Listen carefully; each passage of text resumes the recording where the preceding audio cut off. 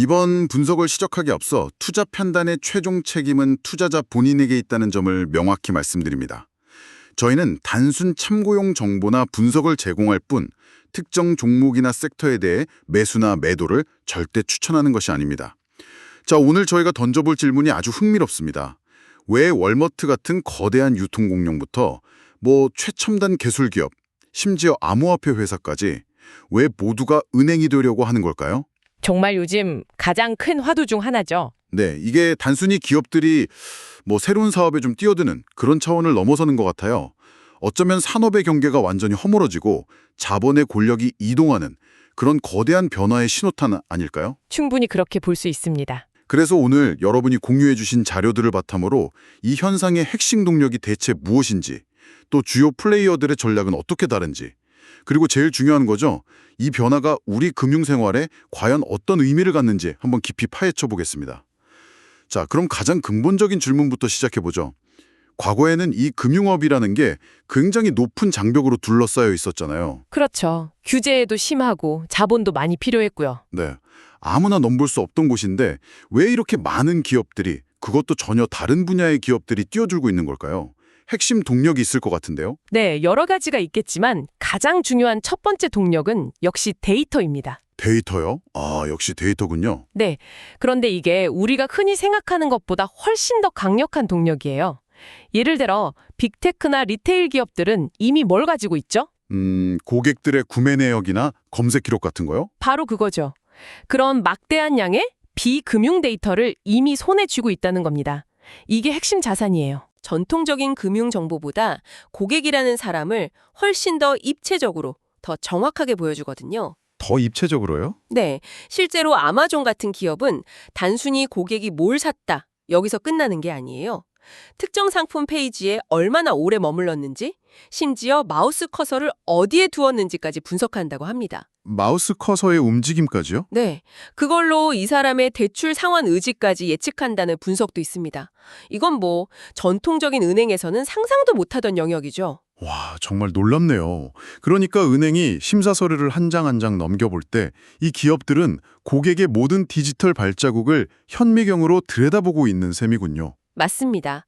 그러니 금융업 진출은 이들이 이미 가진 데이터를 현금으로 바꾸는 가장 확실하고 직접적인 방법인 셈입니다. 데이터를 새로운 원유라고들 하잖아요. 그렇죠. 그 비유를 빌리자면 금융업은 그 원유를 가장 비싸게 팔 수 있는 일종의 정유 공장 같은 거네요. 아, 그거 아주 흥미로운 비유네요.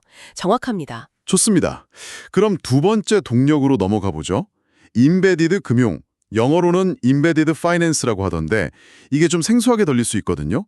이게 뭔가요? 네, 이 개념이 사실상 이 모든 변화의 기술적인 기반이라고 할 수 있는데요. 기술적인 기반이요? 네, 아주 쉽게 말하면 금융이 더 이상 은행 앱을 켜서 접속하는 그런 독립된 서비스가 아니게 되는 겁니다. 비금융 서비스에 그냥 아주 자연스럽게 티 안 나게 녹아드는 현상이죠. 청취자분들도 아마 매일 경험하고 계실 거예요. 온라인 쇼핑할 때 따로 은행에 안 켜잖아요. 그렇죠. 그냥 거기서 바로 결제하거나 할부 선택하고. 그게 임베디드 금융이군요. 바로 그겁니다. 그게 가장 쉬운 예시인 내장된 결제, 임베디드 페이먼트고요. 여기서 더 나아가는 거죠. 더 나아간다면 어떤 형태가 있을까요? 예를 들어 테슬라가 운전자의 운전 습관 데이터를 실시간으로 분석해서 맞춤형 보험료를 바로 제안하는 것. 이게 내장된 보험입니다. 운전 습관이 좋으면 보험료를 바로 깎아주는. 그렇죠. 또 배달의 민족이 음식점 사장님들의 월 매출 데이터를 기반으로 소액 대출을 바로 해주는 것. 이게 내장된 대출이고요.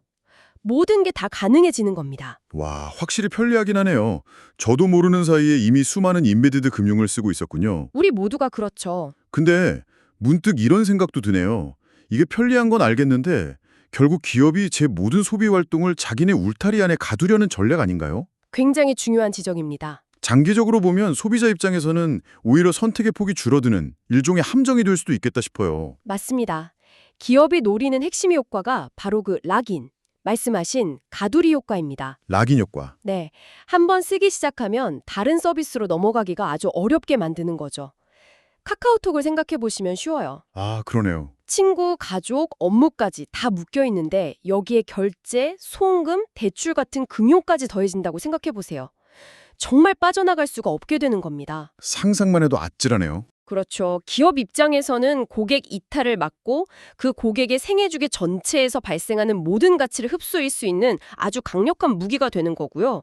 소비자에게는 편의성이냐 아니면 선택의 자유냐 하는 새로운 고민을 안겨주게 되는 거죠. 편의성이라는 달콤한 사탕 뒤에 숨겨진 거대한 전략이군요. 네. 이게 바로 세 번째 동력으로 말씀해 주신 플랫폼 생태계 완성이라는 목표와 딱 연결되는 지점이네요. 그렇습니다. 저는 이걸 단순히 마지막 퍼즐 조각이라고 보기보다는 모든 퍼즐 조각을 서로 붙여주는 강력 접착제라고 표현하고 싶어요. 강력 접착제요. 네. 현대 비즈니스는 이제 개별 제품 경쟁이 아니잖아요. 생태계 대 생태계의 경쟁이죠. 그렇죠. 네. 네이버나 카카오가 검색, 쇼핑, 콘텐츠, 모빌리티 이런 거대한 플랫폼을 만들었는데 여기에 돈이 흐르는 혈관, 즉 금융이 없다면 그 생태계는 완성될 수가 없습니다. 아, 혈관이라는 비유로 와닿네요. 네, 금융은 그 생태계 안에서 데이터와 자본이 아주 원활하게 순환하도록 만들고요. 또 고객이 계속해서 그 플랫폼에 머무르게 하는 핵심 엔진 역할을 하는 겁니다. 알겠습니다. 자, 데이터, 인베디드 금융, 그리고 생태계. 이 세 가지 동력을 듣고 보니까 정말 거대한 파도가 밀려오는 것 같은데요. 근데 이 파도를 타는 선수들이 각자 가진 서핑보드가 좀 다른 것 같아요. 재밌는 표현이네요. 가장 화려한 보드를 가진 선수들이 역시 빅테크 기업들일 텐데 이들은 어떻게 이 파도를 타고 있나요? 빅테크와 핀테크 기업들은 말씀하신 대로 플랫폼과 기술력으로 무장한 정복자에 가깝습니다. 정복자. 네, 뭐니 해도 네이버, 카카오, 구글, 애플의 가장 큰 무기는 수억 명이 매일 쓰는 압도적인 사용자 기반이죠. 그렇죠. 일단 사람이 많으니까. 네, 이들은 보통 간편 결제라는 비교적 진입 장벽이 낮은 곳으로 시장에 들어옵니다. 그러면서 데이터를 차곡차곡 쌓고 고객 행동을 학습하죠. 일단 발을 담그는 거군요. 그렇죠. 그리고 그 기반 위에서 송금, 대출, 보험, 증권으로 영토를 아주 빠르게 확장해 나갑니다. 물론 그 편리함이 엄청난 무기인 건 알겠습니다. 근데 금융은 결국 신뢰의 문제잖아요. 맞습니다. 과연 사람들이 수십 년간 내 자산을 맡겨온 은행 대신에 뭐 광고나 소셜미디어로 큰 기업에 자신의 전 재산을 맡길 준비가 되어 있을까? 이 점은 좀 의문인데요. 바로 그 지점이 이들의 가장 큰 도전 과제이고요. 동시에 전통은행에게는 마지막 남은 보루인 셈입니다. 그렇죠. 그래서 빅테크 기업들은 경험을 통해서 신뢰를 쌓는 전략을 써요. 경험을 통해서요? 네, 당장 수억 원짜리 주택담보대출을 팔려고 하는 게 아니에요. 매일 쓰는 몇천 원짜리 간편 결제에서부터 시작해서 아주 완벽하고 편리한 경험을 계속 제공하는 거죠. 아, 작은 성공 경험을 계속 쌓게 만드는 거군요. 맞습니다. 이런 긍정적인 경험이 수백, 수천 번 반복되면 아, 이 회사는 믿을만하구나 하는 인식이 자연스럽게 생기는 겁니다. 일리가 있네요.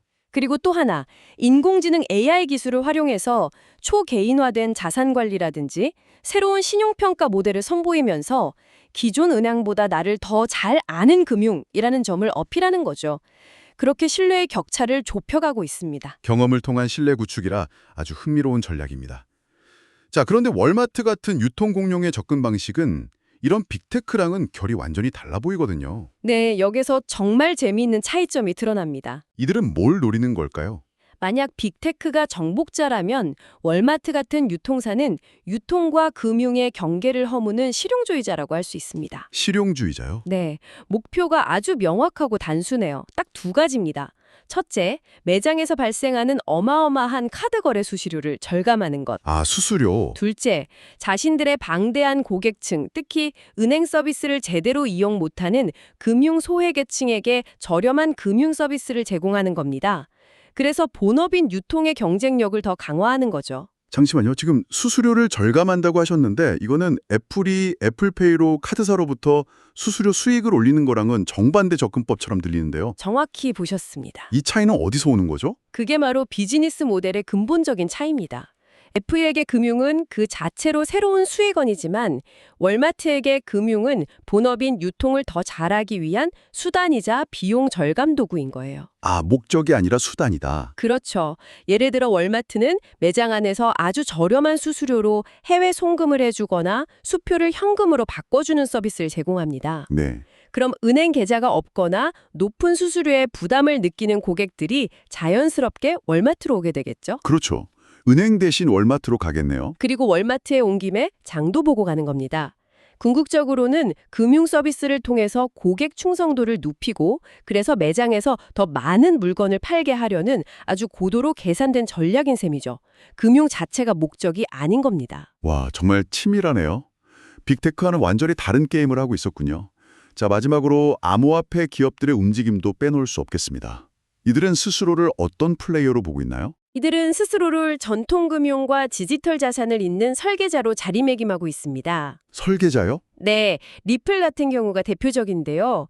블록체인 기술을 이용해서 기존에 며칠씩 걸리고 스스로도 비쌌던 국경 간 송금 문제를 해결하려는 시도를 하고 있죠. 아, 기존 금융 시스템의 비효율적인 부분을 기술로 파고드는 거군요. 맞습니다. 바로 그런 접근법이죠. 하지만 이들은 신뢰라는 측면에서 보면 빅테크보다도 훨씬 더 큰 허들을 넘어야 하는 거 아닌가요?